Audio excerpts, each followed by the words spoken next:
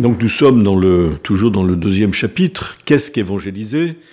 Et pour bien comprendre ce fameux principe d'intégration que j'ai exprimé dans une catéchèse précédente, où on cherche à composer des éléments qui pourraient apparaître opposés ou contradictoires, sachant qu'aucun élément n'est à lui seul l'acte d'évangéliser, et qu'il faut composer tous ces éléments pour avoir une idée globale ou plénière de ce que c'est que l'évangélisation. Le premier aspect sur lequel insiste le pape Paul VI dans cette exhortation apostolique au numéro 21, c'est l'importance primordiale du témoignage de vie.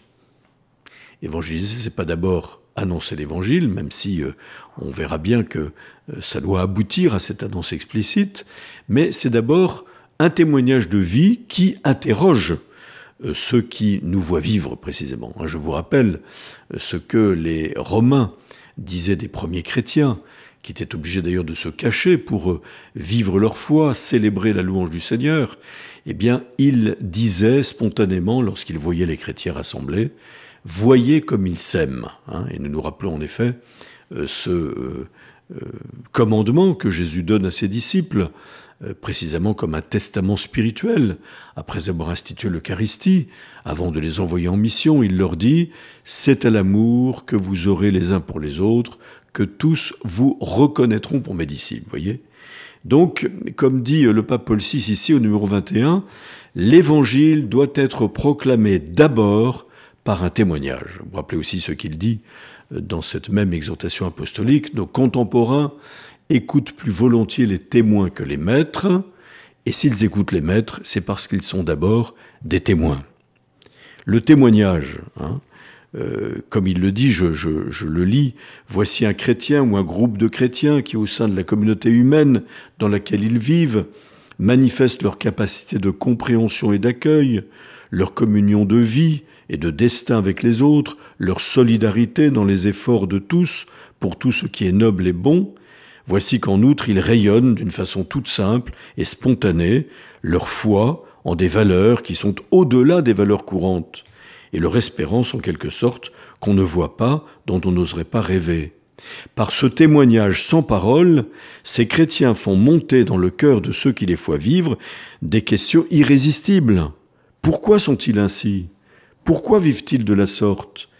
Qu'est-ce ou qui est-ce qui les inspire? Pourquoi sont-ils au milieu de nous? Un tel témoignage est déjà proclamation silencieuse, mais très forte et efficace, de la bonne nouvelle. Il y a là un geste initial d'évangélisation. Vous voyez, rien de plus simple. Je pense que quand on s'adresse à des chrétiens, à des fidèles, pour leur dire « vous êtes des missionnaires », la première chose qu'ils vont faire avec tous ceux qu'ils côtoient tous les jours, ce qu'on peut appeler l'oikos en grec, ça veut dire la domous, c'est-à-dire l'univers familier. Nous rencontrons tous les jours, ou vous rencontrez tous les jours, des personnes dans votre lieu de travail, dans vos lieux d'association, quand vous allez faire vos courses, en traversant la place du village ou du quartier où vous habitez. Vous rencontrez sans cesse les mêmes personnes qui pour autant ne sont pas forcément dans l'Église, qui ne connaissent pas nécessairement Jésus-Christ ou qui se sont éloignées de nos assemblées. Eh bien, ces personnes-là, comment vous situez-vous par rapport à elles?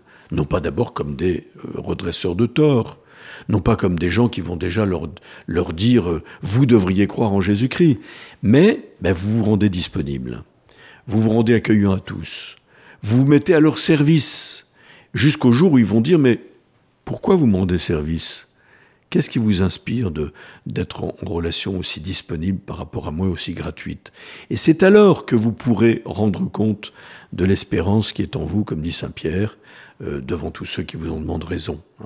Ce premier témoignage, qui est le témoignage de la vie, et plus tard on dira même un témoignage de cohérence par rapport à l'évangile que nous proclamons. Si nous sommes des contre-témoins parce que nous sommes intolérants vis-à-vis des gens que nous rencontrons, si nous ne sommes pas à l'écoute de ce qu'ils nous disent parce que nous ne sommes pas d'accord, etc., qu'importe, soyons accueillants et après, on peut entrer dans un dialogue. Et de ce dialogue peut naître une annonce plus explicite de l'Évangile. Vous voyez, comme quoi c'est très important que nous ayons conscience que le premier geste d'évangélisation, c'est le témoignage de notre vie. Et nous dirons plus tard que ce n'est pas un témoignage seulement individuel, mais c'est un témoignage communautaire. L'Église serait aujourd'hui plus attractive, même si nous ne sommes pas là pour remplir nos églises, mais elle serait plus attractive si la communauté qui se réclamait de la foi au Christ était davantage cohérente avec l'Évangile et manifestait davantage ce témoignage de l'amour mutuel et de la disponibilité à tous, quelles que soient leurs croyances, quelles que soient leurs idéologies, quelles que soient leurs opinions ou leurs sensibilités. Demandons donc nous-mêmes d'accentuer ce témoignage primordial de la vie.